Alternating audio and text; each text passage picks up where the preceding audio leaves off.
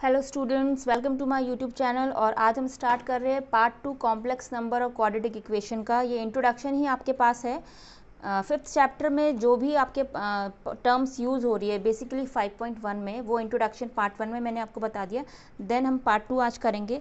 इस पार्ट 2 में अभी आपके पास एक आई का कंसेप्ट होता है। जैसे सपोज आपसे एग्जाम में पूछा जा सकता है कि जैसे I22 की वैल्यू कितनी होती है या I37 कितना होता है। इसकी पावर में अगर समथिंग आपके पास कुछ ऐसा डिजिट आता है या कोई बड़ा डिजिट आता है तो हम उसको किस कंसेप्ट से फाइंड करते हैं। तो आप प्रॉपर इसको स्टार्टिंग से एंड तक इस वीडियो को देखेंगे तो आपको पूरा क्लियर हो जाएगा।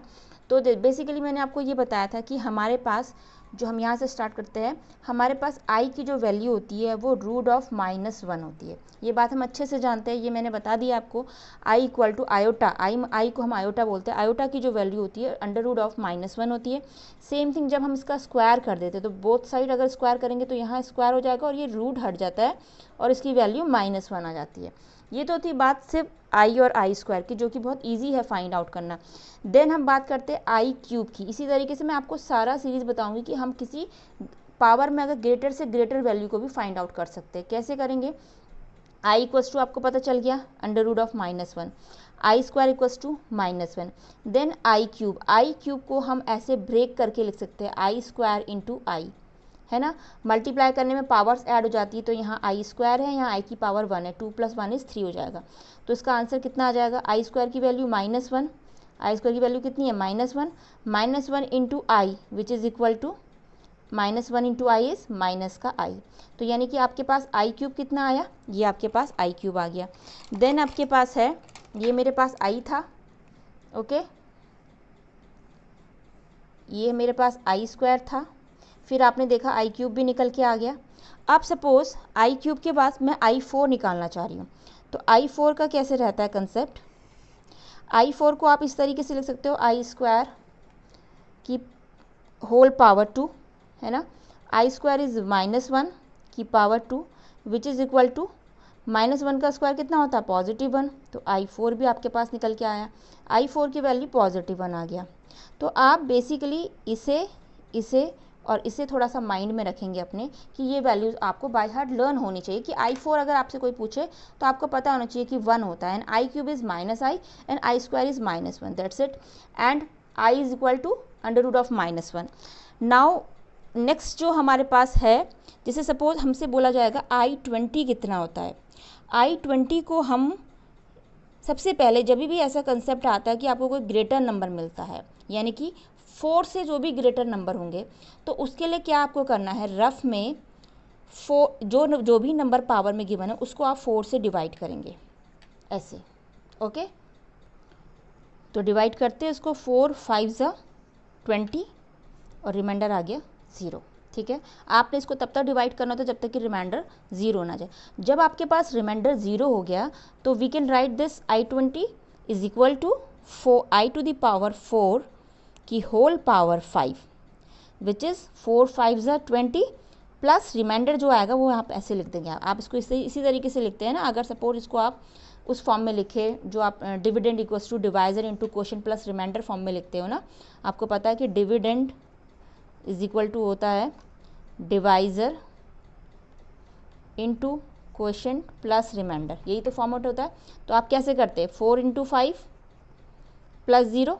तो मैंने इस 4 × 5 को, आपको पता है इसका मीनिंग इंटू ही होता है इसके बीच में, 4 × 5 + 0 कर दिया। तो आप देखिए इसकी वैल्यू कितनी आई। I4 की वैल्यू आपको बाय हार्ट मैंने बोला कि लर्न हो जानी चाहिए, 1 होती है। 1 की power 5 + 0 which is equal to 1। तो I20 कितना आ गया आपके पास? 1। तो आपने देखा कि जब रिमाइंडर 0 आ रहा है तो आपको 1 वैल्यू मिल रही है, ठीक है। इसका कंसेप्ट अभी आपको धीरे धीरे समझ में आएगा जब मैं आगे नंबर लेके चलूँगी। अब I20 के बाद अगर सपोज मैंने लिया I37 और कुछ ग्रेटर नंबर लेते हैं, देन सेम थिंग, इस 37 को आपको पता है कि 4 से ग्रेटर है, 4 से आप इसको डिवाइड कर देंगे, 4 × 9 = 36, आपके पास आ जाएगा 1, ठीक है। तो हम इसको कैसे लिखेंगे? आई की पावर 4, ये 4 है, पहले 4 आएगा कि होल पावर, फिर ये 9 आ जाएगा, रिमाइंडर जो आएगा वो प्लस करके 1 आप ऐसे लिख देंगे। अब आपको पता है कि आई की पावर 4 कितनी होती है? ऊपर देख लीजिए 1 होती है। 1 की पावर 9 + 1 ओके। 1 की पावर 9 कितनी रहेगी, 1 की पावर 9 9 होती, 1 की पावर 9 अगर आप देखोगे तो 1 ही होगा, देन आपके पास 1 है, तो इसका आंसर कितना आ जाएगा 1। तो I37 कितना आया आपके पास 1। ओके, एक सेकेंड, हाँ आई, ये आपके पास आई था, आई की पावर 9 प्लस 1, यानी कि आई की पावर 9 अगर आप देखोगे यहाँ पे आई की पावर 4 कितनी है आपके पास 1। हाँ ठीक, नहीं ठीक है, ये वाला हमारा आंसर। हाँ, इसको थोड़ा सा यहाँ पे हम भी, यहाँ पे हमारा ये स्टेप भी एक कंप्लीट नहीं हुआ। हमने क्या करा था, 1 की पावर 9 प्लस 1 था आपके पास ना, तो ये आई की पावर 4 जो है वो 1 हो गया, की पावर 9 है, लेकिन इस आई के साथ आपका 1 भी है, तो आई की ये जो 1 होगा, ये 1 को आप इस तरीके से लिखेंगे, देखिए नेक्स्ट स्टेप में इसको, जैसे ये 1 हो गया, देन आपके पास इंटू आई की पावर 1, तो आई की पावर 1 कितना हो जाएगा आई, तो इसका आंसर आ जाएगा आपके पास आई। तो I37 कितना आया आपके पास आई। तो ये बात आपने याद रखना है कि जब रिमाइंडर 1 होगा तो आपका आंसर आई आएगा, जब रिमाइंडर 0 आएगा तो आंसर 1 आएगा। देखिए मैं एक बार फिर से बता दूँ, तो थोड़ा सा यहाँ पे कन्फ्यूज़न हो गया था। आई की पावर 4 की पावर होल 9 प्लस 1 था, ये था आपके पास ना प्लस 1, तो आपने इस I4 को तो 1 बना दिया, 1 की पावर 9 बना दिया, बट ये जो I है बच्चों, ये I जो है वो जैसे पावर 9 के लिए इस 1 के लिए भी है, तो ये I की पावर 1 तो ऐसे ही रहेगा ना आपके पास, ये I की पावर 1 ऐसे ही रहेगा, तो ये तो वैल्यू आपके पास 1 होगी into I which is equal to I हो जाएगा। ठीक है, तो ये आपके पास I37 कितना आ गया आपके पास आई। देन आपके पास है नेक्स्ट, अभी हम एक और ले लेते हैं, I की पावर 22 सपोज मैंने लिया, तो 22 को भी आप डिवाइड करेंगे 4 से, तो 4 5 ज़ा 20, 2 रिमाइंडर आ गया यहाँ पे, तो आप इसको कैसे लिखेंगे, I4 की पावर 5 प्लस 2 कर दीजिए। अब ये जो 2 है ना, इस ये I के लिए देखो आप इसको सेपरेटली करेंगे। जब आपने I की पावर इसके लिए काम करा तो I की पावर 4 आपको पता है 1 होता है ना, 1 होता है, तो 1 की पावर 5 हो जाएगा, 1 हो जाएगा। देन I की पावर ये 2 भी है, इस I के साथ 5 भी है और ये 2 भी है, इंटू आई स्क्वायर आप कर देंगे, ये आई के ऊपर ये 2 भी है ना आपके पास, तो ये 1 हो जाएगा, 1 इंटू आई स्क्वायर कितना होता है -1। यहाँ आप देख सकते हो आई स्क्वायर की वैल्यू कितनी है -1, तो आई स्क्वायर की वैल्यू -1 आ गया, तो ये -1 आंसर आ गया।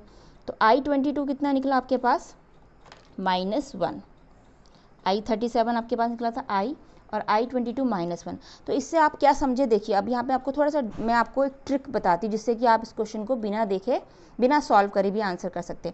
अगर आपके पास 4 को 20 से डिवाइड करने में रिमाइंडर 0 आ रहा है, रिमाइंडर 0 आएगा तो आपको 1 आंसर करना है।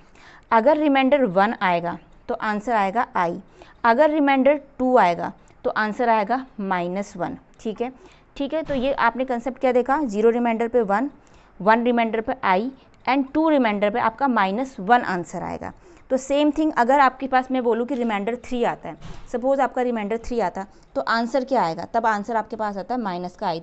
तो ओवरऑल आपको 4 चीज़ें याद करनी है, -i, ठीक है, और एक -1, दूसरा आपको i और एक 1 सॉरी मैंने आपको दिखा नहीं, 1 i -1 और -i, ये 4 चीज़ों में ही आपके पास आंसर आएगा। इनको आप याद कर लीजिएगा, या तो i आएगा या -i आएगा या +1 आएगा या -1 आएगा।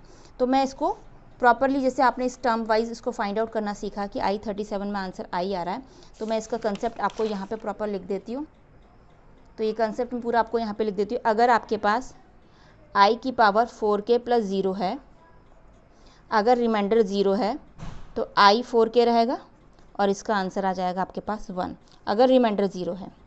अगर रिमाइंडर हमारे पास 1 है तो आंसर आएगा सिंगल i, अगर रिमाइंडर 1 है, 0 है तो 1 आएगा, 1 है तो i आएगा, और अगर रिमाइंडर हमारे पास 2 है तो आंसर -1 आएगा, और अगर रिमाइंडर हमारे पास 3 है तो आंसर -i आएगा। तो देखिए i आ रहा है और -i एंड -1 एंड +1, बस ये हमने ध्यान रखना है। अब हम कुछ और चीज़ निकाल के देख ले, सपोज मुझे निकालना है I50, ठीक है, तो I50 का भी देखते हैं, देखिए कैसे करेंगे। 4 को 50 से डिवाइड करेंगे, 4 1 ज़ा 4, 4 2 ज़ा 8, 2 आ गया रिमाइंडर, ठीक है। देन इसको हम करेंगे i की पावर 4 की पावर 12 + 2। तो देखिए i की पावर 4 कितना होता है, मैंने बताया था i की पावर 4 आपको लर्न कर लेना है, 1 होता है। 1 की पावर 12 ये 1 हो जाएगा की पावर 12, लेकिन इस i के साथ ये 2 भी है आपके पास, तो इसको सेपरेटली i की पावर 2 को लिख देंगे आप ऐसे, तो ये 1 हो जाएगा, i की पावर 12 1 हो जाता है। एंड आई स्क्वायर की वैल्यू कितनी होती है -1, -1 इंटू -1 इज इक्वल टू -1। तो आपने ये देखा कि रिमाइंडर 2 आने पे देखो आपने इसको पूरा सॉल्व करा, आप चाहे तो इसके आगे इसको सॉल्व नहीं करोगे, अब आप बस रिमाइंडर देखेंगे, रिमाइंडर इज़ 2, रिमाइंडर 2 है तो आंसर क्या आ जाएगा -1, आप वहाँ पर डायरेक्ट आंसर -1 कर सकते हैं। ओके, तो इसी तरीके से हम कोई भी बड़े से बड़ा नंबर इस मैथड से, इस कंसेप्ट से इसको फाइंड आउट कर सकते हैं। ओके, नेक्स्ट हमारे पास टॉपिक है जो additive inverse and multiplicative inverse. देखिए इसके नाम में ही आपको छुपा है, इन्वर्स मतलब उल्टा, एडिशन का उल्टा क्या होता है, एडिशन का अगर इन्वर्स की बात करें, इन्वर्स ऑफ एड क्या होता है, इज सब्ट्रैक्ट। एडिटिव इन्वर्स यानी कि एडिशन का इन्वर्स क्या हुआ, सब्ट्रैक्शन। मल्टीप्लिकेशन का इन्वर्स क्या हुआ, डिवीजन। ओके, तो देखते हैं, सपोज हमारे पास z इक्वल टू, हम ले लेते हैं कोई भी 2 + 3i, कोई कॉम्प्लेक्स नंबर है। देन हमने ये जो आपके पास इसका एडिटिव इन्वर्स फाइंड करना। अगर आपसे बोलेंगे फाइंड एडिटिव इन्वर्स, ठीक है, एडिटिव इन्वर्स, तो कैसे करेंगे, एडिटिव इन्वर्स मीनिंग इसका एडिशन का उल्टा सब्ट्रैक्ट, इसको सब्ट्रैक्ट कर देना है आपने, सब्ट्रैक्ट इन द सेंस इसके आगे सब्ट्रैक्ट का साइन लगा देंगे आप दोनों तरफ, तो ये आपके पास 2 + 3i इस तरीके से हो जाएगा। देन -2 अंदर मल्टीप्लाई हो जाएगा, तो ये हमारे पास एडिटिव इन्वर्स आ गया। नेक्स्ट आपके पास है मल्टीप्लिकेटिव इन्वर्स, ठीक है। अब नेक्स्ट है मल्टीप्लिकेटिव इन्वर्स।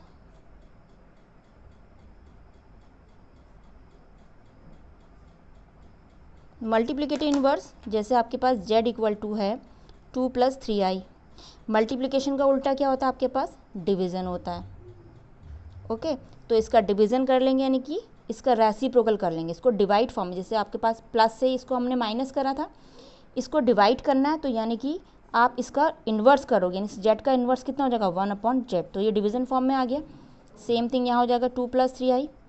देन हम इसको क्या करते हैं, जब भी कोई आपके पास डिवाइड में आई वाली टर्म इस तरीके से होती है, उसको रैशनलाइज करते हैं, ये बात मैंने आपको बता रखी है, तो आप इसको रैशनलाइज कर देंगे, तो ये कितना हो जाएगा आपके पास, 1 से मल्टीप्लाई होगा 2 - 3i एज इट इज़ आ गया, a + b और ये a - b which is equal to a² minus का b², a² यानी कि 2², a आपके पास 2 है यानी कि b² 3i का स्क्वायर, तो ये हो जाएगा 2 - 3i इज इक्वल टू 2 का स्क्वायर इज़ 4, 3i का स्क्वायर, तो 3i को आप 2 बार मल्टीप्लाई करेंगे, 3 3 ज़ा 9, i into I is i², i² की वैल्यू कितनी होती है -1, 9 into -1 which is equal to -9, तो ये -9 आया यहाँ पे, 3i² जब हमने सॉल्व करा तो आंसर क्या है -9, तो -9 यहाँ ऑलरेडी माइनस है, तो 2 - 3i 4 माइनस माइनस प्लस 9, 9 + 4 कितना होता है 13, तो ये हमारे पास इसका